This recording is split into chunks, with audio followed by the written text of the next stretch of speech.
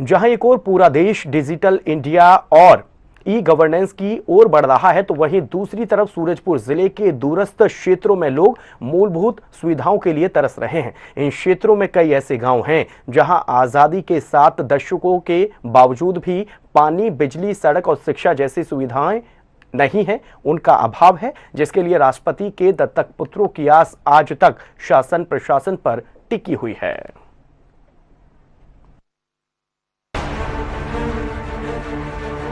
सूरजपुर जिले के ओडगी ब्लॉक के दूरस्थ क्षेत्र बिहारपुर के दर्जनों गांव पहुंच विहीनता का दंश झेल रहे हैं। बैजनपाट, लोल समेत कई गांव आज भी पानी, बिजली, सड़क और शिक्षा जैसी मूलभूत सुविधाओं के अभाव में परेशान हैं।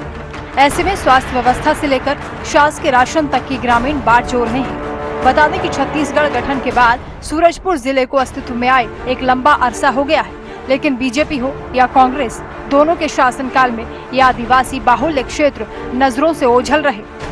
ऐसे में शासन प्रशासन और क्षेत्रीय जनप्रतिनिधियों की उदासीनता पर केंद्र राज्य मंत्री रेणुका सिंह जमकर बरसी और इन पहुंच विहीन क्षेत्रों के विकास के लिए काम करने का दावा करती हुई नजर आई।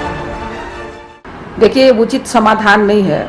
ऐसे बहुत सारे गांव हैं जहां पर सुविधाएं नहीं है, तो ऐसे समय में उस गांव के विकास के लिए हमको लड़ाई लड़ना है, प्लान बनाना है, पैसे लाने की कोशिश करना है। वहाँ के निवासियों को, वहाँ के लोग जो कई सालों से रहते आए हैं, तो दूसरे गांव में विस्थापित करना बिल्कुल उचित नहीं है और ये समाधान भी नहीं है, बल्कि वहाँ पर विकास करने के लिए हमको प्लान बनाना पड़ेगा और पैसे लाने पड़ेंगे। देखिए, जब मैं चुनाव लड़ रही थी तो चुनाव प्रचार के समय उधर के कुछ गांव में गई थी और ये मुझे जानकारी भी है कि कुछ ऐसी सुविधा विहीन गांव हैं। अभी 2-3 दिन बाद मैं दिशा समिति की बैठक रखूंगी, तो ओडगी विकास खंड और अभी तीनों जिले की बैठक मुझे रखना है। तो इस प्रकार के जो दूरस्थ अंचल वाले पहुंच विहीन गांव हैं जहां पर सुविधाओं की कमी है, तो ऐसे सभी गांव के विकास के लिए, सुविधाओं के लिए, वहां पर आजीविका के लिए एक मास्टर प्लान बनाने के लिए मैं संबंधित सभी अधिकारियों को निर्देशित भी करूंगी और भारत सरकार से पैसा लाऊंगी। और जिन कारणों से जनता ने मुझ पर विश्वास किया है, उस पर मुझे भी खरे उतरना है। केंद्रीय राज्य मंत्री रेणुका सिंह ने इन इलाकों में विकास करने का दावा तो कर दिया है, लेकिन सवाल ये है कि अब तक यहाँ विकास क्यों नहीं पहुँचा।